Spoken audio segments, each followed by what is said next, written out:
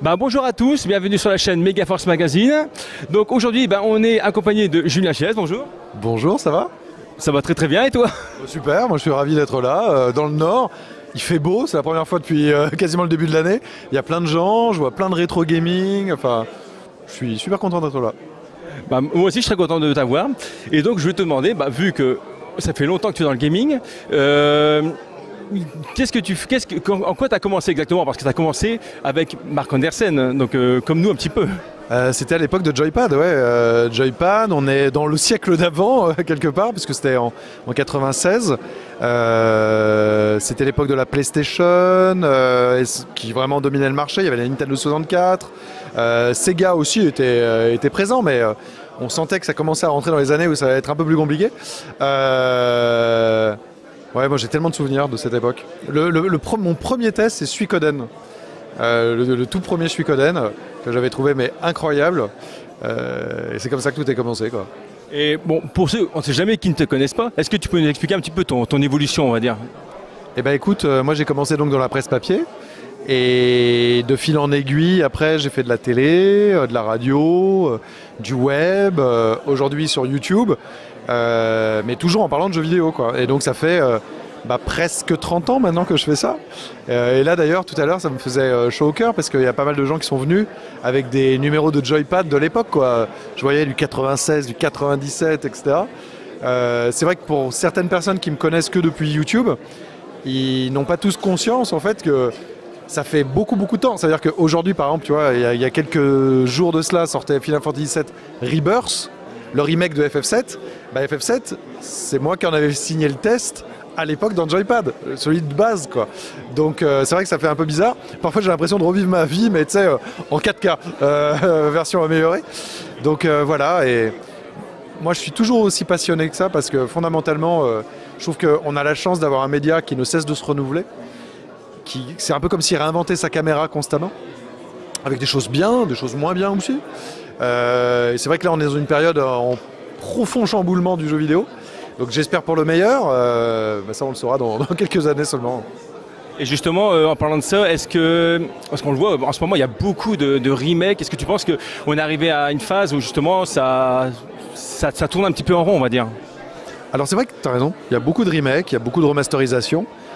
Bon, ça reste quand même marginal par rapport à l'offre jeux vidéo globale, parce qu'il faut quand même savoir qu'il y a plusieurs milliers de jeux qui sortent par an. Et il n'y a que quelques dizaines peut-être de remakes par an. Alors c'est vrai qu'on focalise beaucoup l'attention dessus. Moi je trouve que tu sais, c'est toujours un peu l'œuf ou la poule. S'il y a autant de remakes, c'est qu'il y a des gens qui les achètent. Sinon t'inquiète pas qu'ils ne les feraient pas. Et donc s'il y a des gens qui les achètent, c'est deux raisons. Il y a une partie nostalgique qui revivent un petit peu en version améliorée. Mais il y a aussi des gens qui avaient entendu parler de ces jeux-là, mais ne jouaient pas à cette époque, soit peut-être même étaient pas nés. Et aujourd'hui, je crois que quand tu es un méga passionné de jeux vidéo, tu as peut-être la fibre un peu nostalgique, mais tu peux reconnaître quand même que, par exemple, je dis n'importe quoi, certains vieux jeux, ils piquent un peu aujourd'hui, tu vois, où la prise en main est un peu rêche. Et donc, si tu les as pas connus à cette époque-là, c'est quand même mieux de les voir en version remakée, quoi. Donc je pense qu'il y a ces deux publics-là qui se complètent. Alors évidemment, je souhaite qu'il n'y ait pas que ça, parce qu'à titre personnel, j'aimerais quand même que ça avance, quoi, et que justement, que demain, il puisse y avoir des jeux qui soient remakés parce qu'ils ont été majeurs aujourd'hui et que dans 15 ans, on les revoit. Mais à la fois, je pense que toutes les industries fonctionnent de cette manière-là. Au cinéma, tu avais des VHS, puis après ils sont ressortis en DVD, puis ils sont ressortis en Blu-ray, puis après ils ressortent en version 4K, je sais pas quoi. Faut pas oublier qu'il n'y a pas d'obligation d'achat, hein. Ceux que ça saoule d'avoir des remakes et tout, les prenez pas, tout simplement. Voilà. Mais toi, par exemple, quand tu vois l'avenir du jeu vidéo, parce qu'on voit que beaucoup l'AI commence à prendre l'ascendant, est-ce que tu penses que ça joue beaucoup? Parce qu'il y a l'AI, on voit qu'en ce moment, je pense que tu l'as déjà commenté, j'ai vu tes vidéos, qu'il y a beaucoup de licenciements aussi chez les éditeurs. Est-ce que tu penses que l'avenir est plutôt dans le bon, mauvais sens? L'intelligence artificielle, c'est certain qu'elle va secouer de nombreux domaines. Et le jeu vidéo, on ne peut pas imaginer que ce soit une espèce de zone comme ça où ah bah non. Au contraire, j'ai envie de dire que l'intelligence artificielle, elle est dans le jeu vidéo dès la première seconde. Les PNJ qui se déplacent, etc., c'était de l'intelligence artificielle rudimentaire, j'en conviens, mais ça en faisait déjà partie. Maintenant, évidemment, on voit que ça va rentrer aussi dans le processus créatif. sais, je pense que c'est un outil. Et aux développeurs et éditeurs de savoir utiliser le meilleur de cet outil.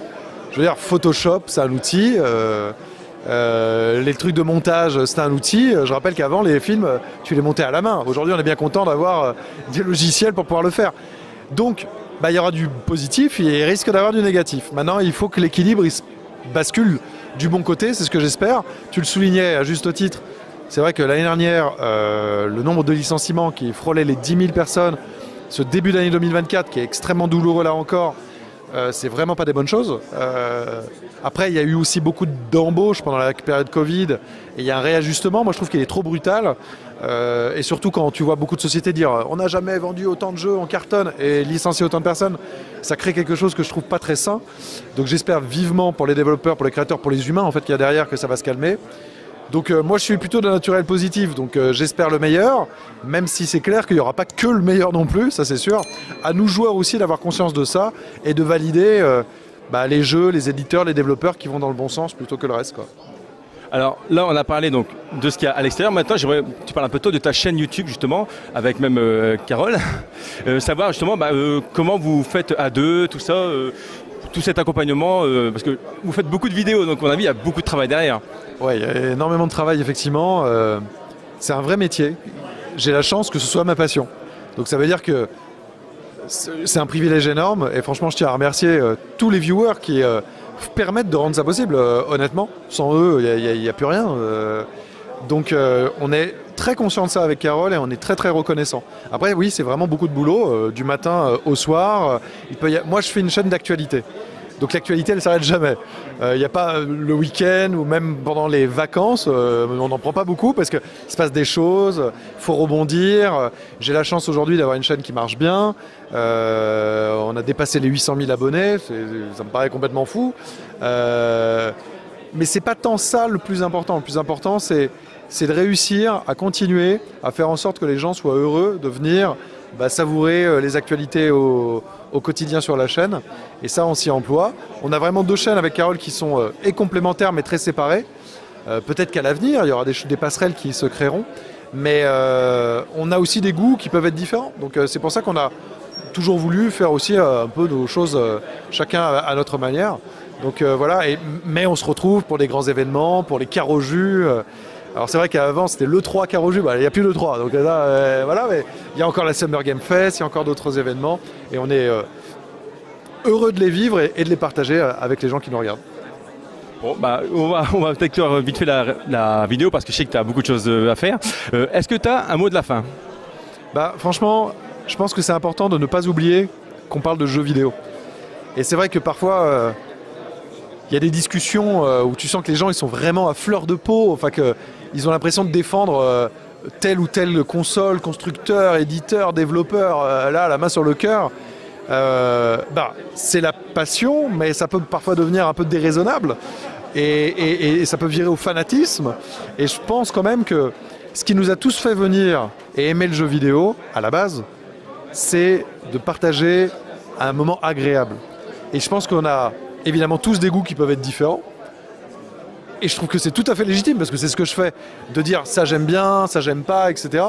Mais je pense qu'on a aussi le pouvoir de choisir ses mots, choisir ses attitudes. Et tu vois, c'est ce que je disais, les choses qu'on aime et qu'on n'aime pas. Mais c'est pas parce qu'on n'aime pas que c'est de la merde, que c'est nul, etc. Parce que y a des développeurs qui ont travaillé pendant des années dessus. Le jugement, il peut être fait en quelques heures. Je crois que par respect même pour ces gens-là, si on n'aime pas, on a le droit de le dire. Vraiment. Ça peut même faire progresser quelque part, d'avoir des critiques. Mais justement, il faut que ça soit constructive. Idem pour les créateurs de contenu, etc. Et donc, n'oublions pas que ce n'est que du jeu vidéo. Donc c'est un divertissement. On peut le vivre avec le plus d'authenticité et d'énergie et de passion possible, pas de problème. Mais voilà, je pense qu'on est dans un monde qui est déjà suffisamment compliqué pour beaucoup de gens. Il y a des crises économiques, il y a des crises concrètes à nos portes, pas si loin que ça, qui sont essentiellement beaucoup plus importantes que savoir s'il y a tant de framerate ou si tel jeu il est mieux que tel autre, etc. Donc, sachons la chance que nous avons de bénéficier d'autant de créations souvent incroyables, parfois moins bien aussi, mais je crois que passons plus de temps à louer les choses qu'on aime qu'à essayer de détruire ce qu'on aime moins. je pense que ce serait une chose qui serait positive et intéressante. Bon, bah, en tout cas, ton mot, on voit qu'il vient du cœur. En tout cas. Tu sais, moi je conclue toujours mes vidéos parce que c'est ce que j'ai au fond de moi en me disant et vive notre passion du jeu vidéo. Bah, ouais, c'est ça. Moi, j'ai la chance de j'ai jamais été blasé, quoi. J'ai toujours aimé ça parce que je te disais, ça se renouvelle, etc. Mais par contre, renouvellement, enfin tout ce qui est les consoles rétro gaming qui reviennent, pour toi, t'appelles ça du renouvellement? Bah, d'une certaine manière, oui. Alors, moi, je suis pas très rétro gamer, mais pas du tout, parce que j'en ai rien à faire, etc. Déjà parce que mon temps est super limité, malheureusement. Hein. Je rêverais pouvoir avoir énormément de temps et me refaire mon bon Secret of Mana, etc. Mais j'ai moins le temps. Et comme je fais l'actualité, j'ai déjà du mal à faire tous les jeux que j'aimerais faire, etc. Et je trouve aussi que souvent, c'est ce que je disais un peu en ouverture, j'aime bien garder les beaux souvenirs que j'ai. Tu vois, spontanément, pour moi, j'ai plein de jeux qu'on comptait, mais vraiment ceux qui ont transformé ma vie parce qu'ils m'ont donné envie de faire ce métier finalement, c'est Secret of Mana, Final Fantasy VI. Et bah, tu vois, je les ai. Il m'est arrivé de les revoir un petit peu. Et même si je trouve qu'ils ont bien vieilli, ça a quand même vieilli, tu vois. Et donc, je trouve que parfois, il est mieux de garder un super beau souvenir que parfois le ternir un peu en faisant. C'est vrai qu'avec les canons du genre aujourd'hui, etc. Donc, voilà, c'est pour ça que je suis moins rétro gamer que d'autres, mais je respecte ça infiniment. Et tu vois, sur un salon, par exemple, voir, ça me fait un bien. En fait, ça me fait un bien fou parce que c'est la machine temporelle, tu vois. Ça me rappelle l'époque, ça me rappelle une partie de mon enfance, mes grands-parents, tout ça. Et donc j'ai une vraie sympathie, tu vois, derrière tout ça et tout, quoi. Et puis je trouve que c'est trop bien. Vous en faites partie et tout, des gens qui continuent à faire vivre tout ça. Et tu vois, moi j'ai un enfant aujourd'hui. J'ai envie de transmettre aussi cet héritage-là, et il passe par le rétro gaming. Donc j'ai que des bonnes ondes pour le rétro gaming, même si en vrai, je rêverais de pouvoir faire plus de rétro gaming, mais voilà, peut-être un peu plus tard, dans quelques années, quoi. J'espère en tout cas. Bon, en tout cas, je te remercie pour cette interview. Et donc, nous, on se voit très prochainement pour une nouvelle vidéo. Donc, on mettra le lien de ta chaîne. Tu es plus actif sur YouTube, sur quel réseau? Ma chaîne, oui, c'est sur YouTube essentiellement, sur Twitter, X aussi de temps en temps, mais l'endroit où je suis le plus en communication avec les gens, c'est sur YouTube parce que c'est dans les lives, avec le chat, où là j'essaye de discuter un peu avec les gens, tout ça, quoi. Bon, donc c'est parfait. Alors, donc on se voit très prochainement pour une prochaine vidéo et donc on mettra les liens dans le descriptif ci-dessous. Allez, à très bientôt. Salut!